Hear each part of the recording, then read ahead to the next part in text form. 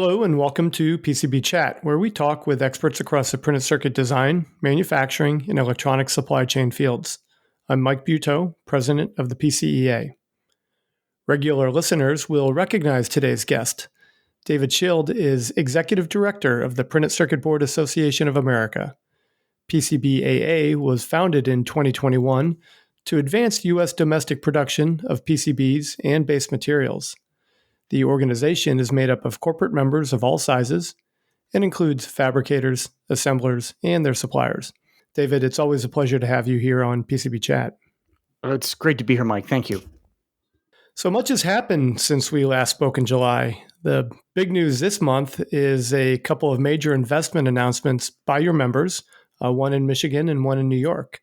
So let's start there. Yeah, absolutely, Mike. Our industry continues to demonstrate an ability to invest in itself and to lead in innovation. We know that in addition to the next generation microelectronics, the next generation semiconductors, I should say, that are going to be made in part with CHIPS money in places like Ohio and Arizona, that we're going to need next generation PCBs. We're going to need next generation substrates to form a next generation electronics stack. And some really, really good announcements in recent weeks demonstrating our industry's commitment to the next technologies we'll need to sort of power the future, to borrow a phrase.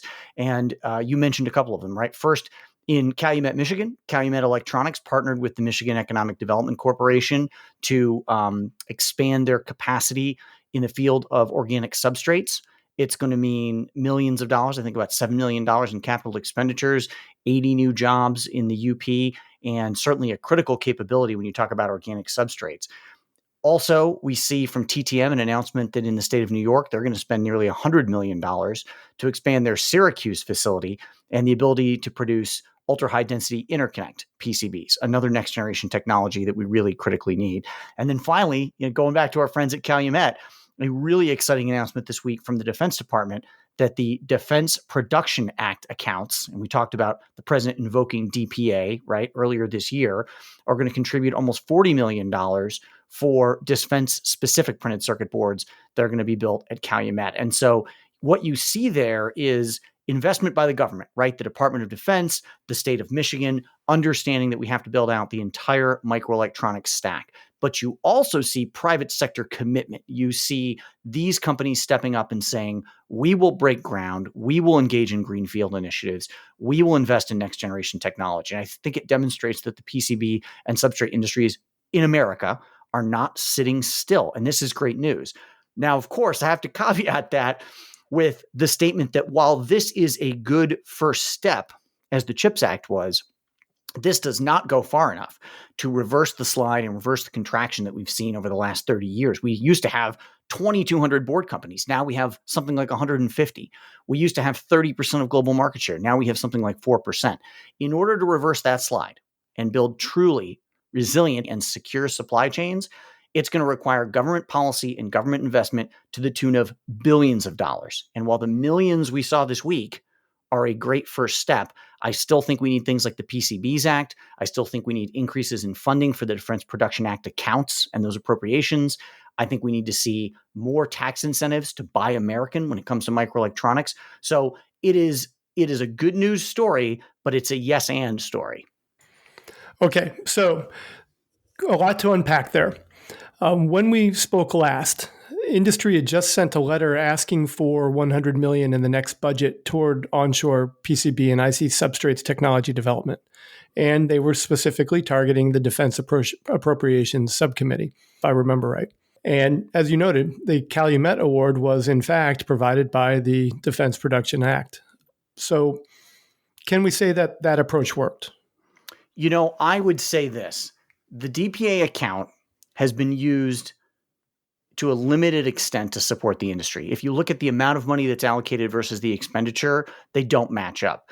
And my view is that one of the reasons that the appropriations committees cut the DPA account this year is because their feeling was that perhaps the money was not being spent fast enough and efficiently enough. We have a great team of people under Secretary LaPlante at the Pentagon who are committed to the supply chains that power everything that our men and women in uniform use, and they understand the critical role of microelectronics. We have folks on the Hill who similarly want to fund the DPA account. I think there's a little bit of a mismatch, and that's why we've been on Capitol Hill consistently this year with the partnership of IPC to say, don't cut the DPA accounts. That's our message to the Congress. And to the Pentagon, spend more robustly and more quickly inside of the accounts because the need is now. So does that suggest that some funds remain on the table to be allocated in the right situation, or was the Calumet Award essentially the entirety of what was available for the current fiscal year? No, and I need to share with you an account that the Department of Defense just released today detailing how DPA funds have been spent. No, there's still money on the table. And obviously, these are not simply blanket awards. They're targeted at specific technology sets and specific programs and specific critical needs that the Department of Defense has identified. I would say to anybody in industry, you need to have a specific plan and you need to be meeting a specific DoD requirement to go and seek out these funds. And that's what Calumet did. I don't think this is the last domestic PCB or substrate company you're going to see receiving an award. And of course, there's a whole microelectronics ecosystem beyond boards and substrates that the DPA can be used to fund. But my answer would be, I think there are many more companies that could contribute to that ecosystem that could apply for funds. And I think that demand signal would probably overwhelm the amount of money that's currently available. We need to work out this disconnect between Congress and the Pentagon first, make sure these accounts are funded at the appropriate levels and consistently year over year. And then I think we can pivot and engage with our customer at the Pentagon and say, okay, how do we make sure that this is getting out the door quickly, getting to industry quickly? As you know, these are not technologies that get developed overnight, right? There are months or sometimes years of lead time to build circuit boards and substrates that will work with next generation chips, but also in the very dynamic environments that you find in the national security arena, right? So I think the time to act is probably now. And, we're talking to, again, both the executive branch and the legislative branch about what needs to be done. And now a word from our sponsor. PCEA announces 3 upcoming webinars on PCB materials, thermal management, and the impact of artificial intelligence on electronics. On December 13th, Tony Sinise and Erica Yamato of Panasonic will present PCB material properties, consideration for design and manufacturing. On January 17th, Doug Brooks and Dr. Johan Adam will present via and trace currents and temperatures. And on January 23rd, a special panel will debate AI in electronics. All webinars will include time for audience questions and are available for free to all PCEA members. PCEA membership is also free. For information, visit pcea.net/events. Now back to the podcast. Is it within the realm of possibility that monies that were allocated by the CHIPS Act could be used as almost on a pass-through basis to help support supply chain companies that are trying to build products that then would be part of the CHIPS ecosystem? So, for example, that an Intel, a Micron, so forth, could actually receive funding that then would be used to help boost technology development at the IC substrate level with a partner company. Mike, this is such a great line of discussion because obviously our association launched in the midst of the fight for the CHIPS Act. The semiconductor industry has been well organized, well funded, and focused on the goal of government support for a number of years. The CHIPS Act took almost 5 years from the time it was conceived to the time it was signed on the president's desk, and the money still has not begun flowing. There is money from the CHIPS Act that goes to the Department of Defense. There is a great deal of money, almost $52 billion, that is designed to be allocated. We are just starting to see the funding guidance from the Department of Commerce, and we are just starting to see some of the initial awards. Here's what I would say about CHIPS money. The way Congress wrote that law and passed it, the language is interpreted to mean semiconductors. I think you are seeing a recognition at the Department of Commerce under Secretary Raimondo that we need an ecosystem. She uses the term manufacturing nodes. And I think what she is envisioning is a chip fab surrounded by a test facility, surrounded by raw material suppliers, surrounded by board and substrate manufacturers. It has not been articulated exactly that way. And we have been in to see the CHIPS program. We have let them know that we're part of the ecosystem. My sense is that this money will be allocated over the better part of a decade, and that the first people to sort of feed at the trough, if you will be the world's largest semiconductor manufacturers, the Intels, the Microns, the TSMCs. And at some point, we think that a reinterpretation or another look at the CHIPS Act and where the money is going would be a good idea by both Congress and the administration. But right now, when you look at the guidance documents that detail how you can apply for CHIPS funds, they do not seem to carve out a space for board and substrate manufacturers. Got it.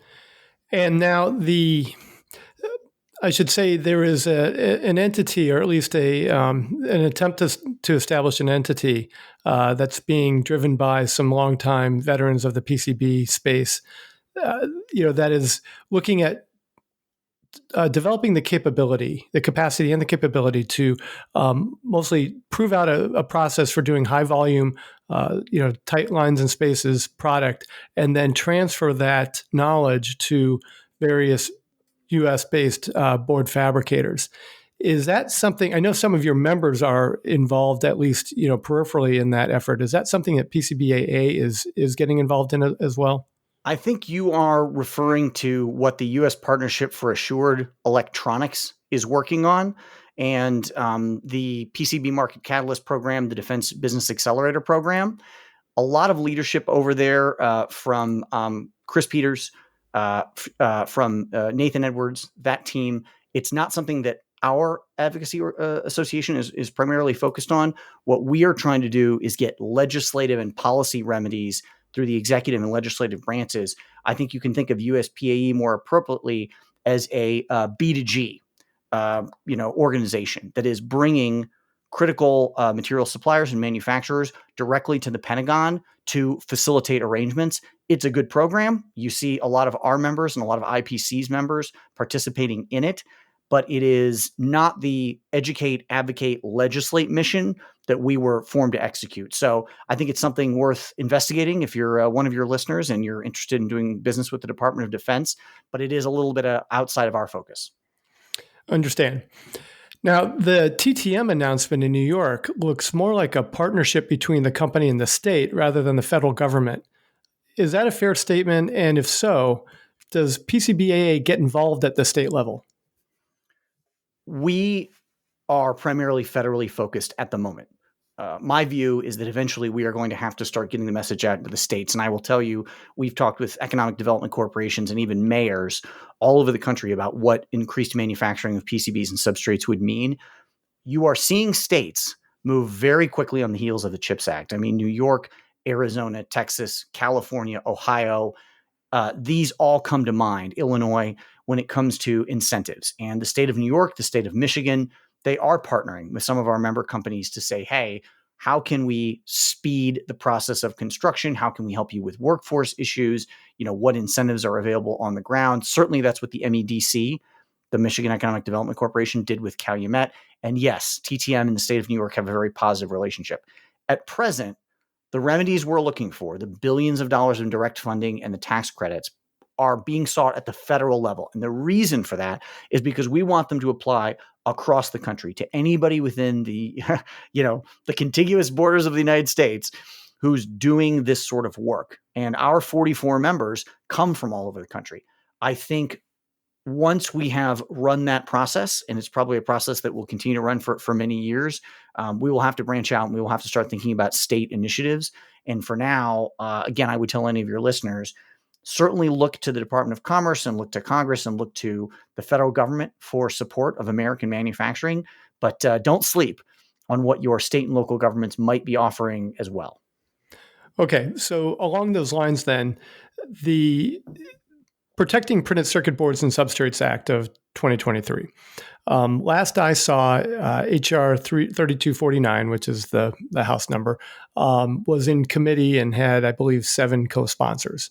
So, that's really your bread and butter, correct?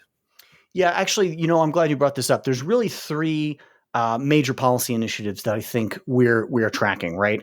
And I will get to the PCBs Act, but I want to mention 2 others. The first is this idea that the Defense Production Act is a hunting license and that we then sort of have to have bullets in the gun in the form of appropriations funding. I mentioned the fact that the DPA account was cut for FY24.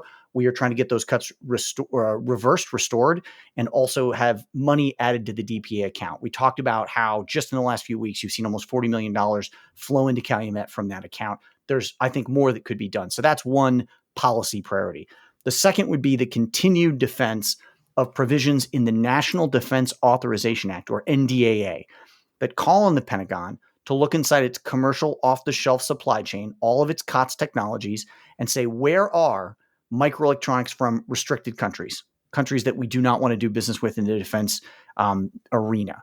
And we have agreed, or the Pentagon has agreed, that by 2027, they will have a plan to look inside those COTS supply chains and make sure that everything is trusted and sourced accordingly. I think that's a great opportunity for American manufacturers beyond the ITAR market, where we obviously provide critical technologies today.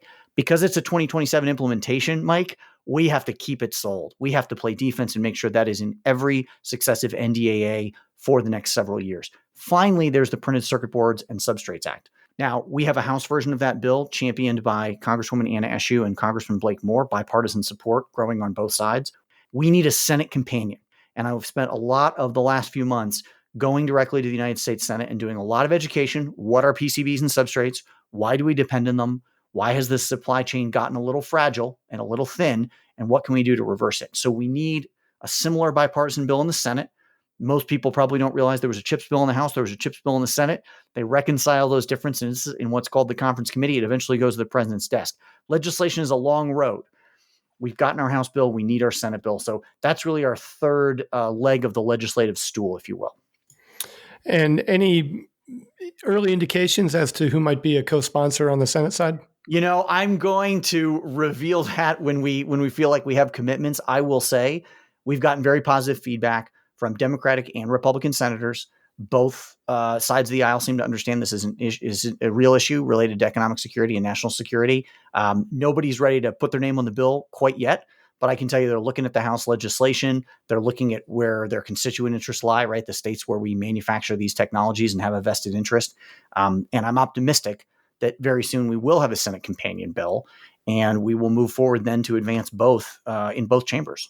What would you recommend listeners do insofar as trying to directly encourage, I tend not to use the word lobby because some people are scared of that word, but to encourage or nudge their legislators in favor of restoring the cuts to the DPA, signing on to the Printed Circuit Board and Substrates Act, getting on board with getting one introduced in the Senate and so forth? So I would say there's two things that industry can do. The first is to assist us in our educate part of the educate, advocate, legislate mission. And what I mean by that is engage with your local chambers of commerce, engage with your state economic development authorities, invite your local member of Congress, invite your governor, invite your state representative, your member of Congress to tour your PCB or substrate facility, to come look at your microelectronics manufacturing line. Get in there and explain to your elected officials what your contribution is to the economy and to the technologies that we depend on for modern life. Because I will tell you, the response we often get on Capitol Hill is, what is a printed circuit board? What is a substrate? Why are they so important? The educate mission is something that everyone can service. And if you are struggling with how to make that happen, please contact the PCBAA. Please join our team, because it's one of the things that we can help facilitate. The advocacy mission is being advanced every day by a team including both PCBAA and IPC in Washington, D.C. We are calling on the executive branch. We are calling on the legislative branch. We are doing the briefings. We are advancing legislation. And I think that mission is best serviced by our trade association representatives and the committed advocates and lobbyists that are doing that work. You've probably seen a lot of the public affairs work in the form of interviews, in the form of op-eds, in the form of educational programs. But I don't think that your listeners can sit on the sidelines. The call to action is to engage with your lawmakers, because I guarantee you, if you are running a manufacturing facility anywhere in the country, right down the road, the corn growers, the steel workers, the folks who design and introduce software, the retail chains, they are all engaged in this kind of education, advocacy, and legislative outcomes. It is not unusual in Washington, right, to be going into a meeting and someone is walking right out the door. They had their concern. We have ours. It is a competitive political environment. You're competing for the attention of lawmakers and their staff. So the more involved our industry is by supporting our trade associations and by letting lawmakers know, I'm out here, I'm a contributor to the economy, this is my economic footprint, these are the jobs I represent, these are the critical technologies, that is so critically important. Understanding and education are the first step on the road to policy change, and we've got to have that. Now, the notion that a printed circuit board manufacturer or an assembler, for that matter, might be pushing on their local chamber of commerce for support seems, I don't know, perhaps probably a little bit unusual, in most circles. I kind of wonder whether part of the strategy there is because permitting, of course, in the United States is a big issue.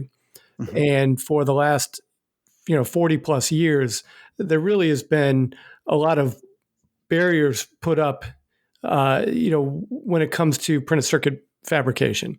We have water issues, we have toxic chemical issues, just the land issues. There's a whole host of things that have to be dealt with in order to put a shovel in the ground.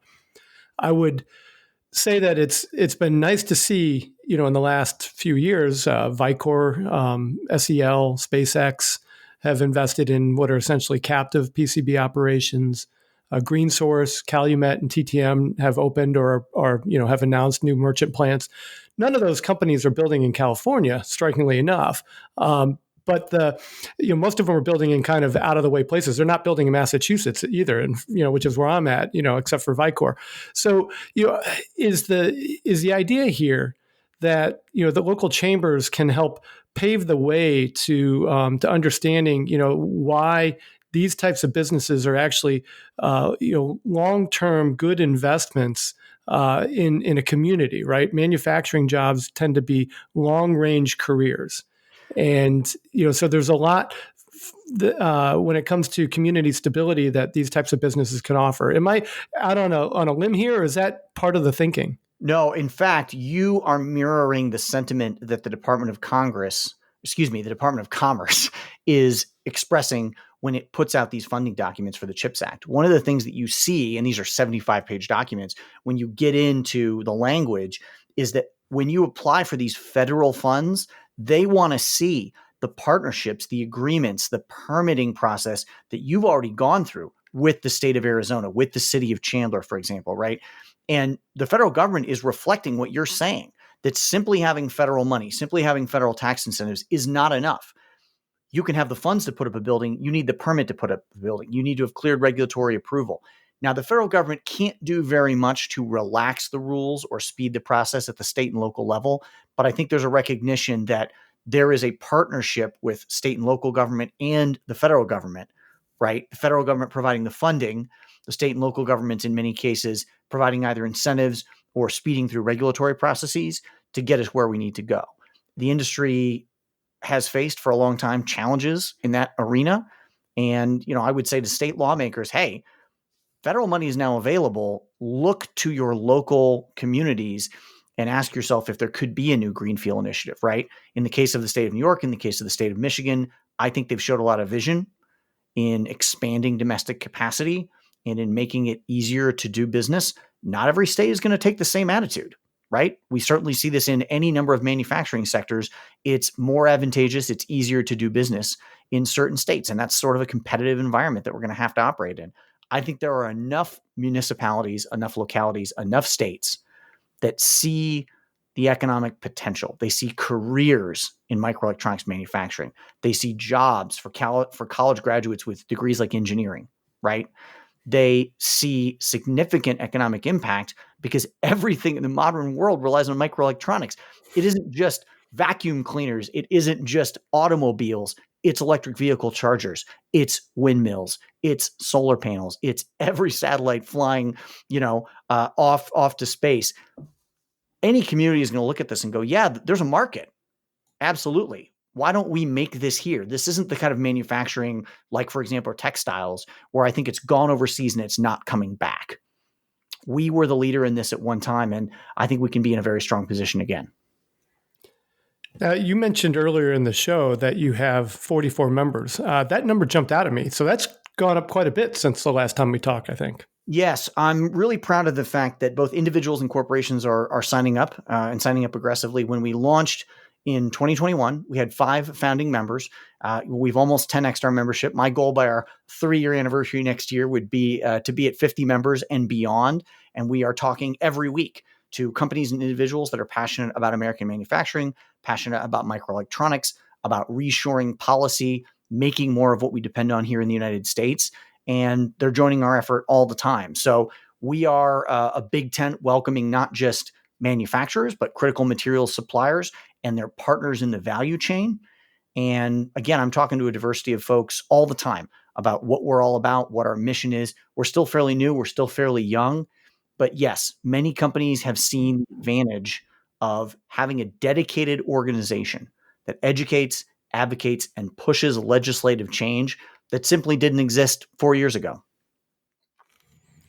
So in summary, PCBAA has a very aggressive, and I mean that in a positive way, legislative calendar coming up over the next 12 or 18 months. Yeah, 2024, of course, is an election year, which in some ways provides incentive to move legislation. In other ways, it distracts from lawmakers' focus. But it's the second session of the 118th Congress starting in January. And as I said, we have a number of different priorities. There's things that we have to keep sold for a number of years. There's new initiatives that we need to advance. And I want to get to a place, just like where we are with semiconductors, where any lawmaker you speak to says, I know what printed circuit boards are, I know what substrates are, I understand the technology stack. I get the sense that we led in one era and we have contracted, and I want to right that ship. I want to turn that around. We have, I would say, dozens of lawmakers today who understand that argument. I want to make it hundreds of lawmakers at the federal and the state level. I think we can do it. I'm really looking forward to this upcoming year, and I probably shouldn't because it is an election year, and that always causes lots of tension. But traditionally, and this is in my nearly 40 years in this industry, traditionally what's happened is that the first half of the election year, everybody just kind of holds their breath, and everything is sort of on pause. And then the second half, even before the election happens, people start exhaling a little bit, as the outcomes start to come into focus and people have a better sense of, what the following year will start to look like. And, spigots start to open and work actually gets done. So, I'm hoping that given all of the, with everything going on, in the world and in the country, that we won't be paralyzed by the election. But, I know historically, there's a little bit of that. Maybe you get a different sense. No, I spent a long time in Washington, D.C., and I certainly understand that, the fact the entire House is up every 2 years, a third of the Senate is up. And in this case, we're going into a presidential election year. It's a tremendous distraction. I will try to be a glass half full guy on this and say that candidates running for office want to talk about making things in America. They want to talk about global competition and the need to lead in critical technology sectors. We can gladly give them that opportunity. They want to show legislative achievement. I've got a great bill, HR 3249, the Protecting Circuit Boards and Substrates Act. And I think they want to identify in their communities that they're a champion for the economic drivers, the economic engines. This is another great opportunity. So I see the distraction coming. I know the noise that 2024 is going to bring into all of our lives. But I want to be an optimist on behalf of our industry. And I want to say that our growing team is going to push very, very hard next year for change. And there's no plan to roll up the carpets in 2024. As I mentioned, we have several multi-year fights. You mentioned state and local work that needs to be done. We're going to be here years into the future fighting on behalf of the industry. So, when you and I come back for the 2028 election discussion, it'll be more interesting stories and more work that needs to be done. So besides anything we've already discussed, is there anything else that we need to relay to listeners before we close? No, I really appreciate the opportunity to talk about this. I know that day to day, all of your listeners are struggling to innovate. They're struggling to make payroll, to ship product. It's a challenging economic environment, and it is often easy to forget about the need to talk about policy, to talk about the need for legislative outcomes that benefit our industry. That's why PCBAA exists. You're giving us a chance to reach those folks. Their business is making microelectronics that the world needs. Our business is advocating on their behalf. So if we put those two concerns together, I think we can do great things, and I appreciate the opportunity. Absolutely, David. And let's not forget to let people know how to get in touch with you. Absolutely. PCBAA.org. Follow us on social media, LinkedIn and Twitter, and stay abreast of all the work that we're doing in DC on your behalf. Thanks, David. Our guest today has been David Schild, Executive Director of the Printed Circuit Board Association of America. And David, thanks again for bringing us up to speed on the domestic legislation and also the other activities that you're undertaking to support PCB production in the U.S. Always great to be here, Mike. Happy holidays. For PCB Chat, this is Mike Buteau. Have a nice day.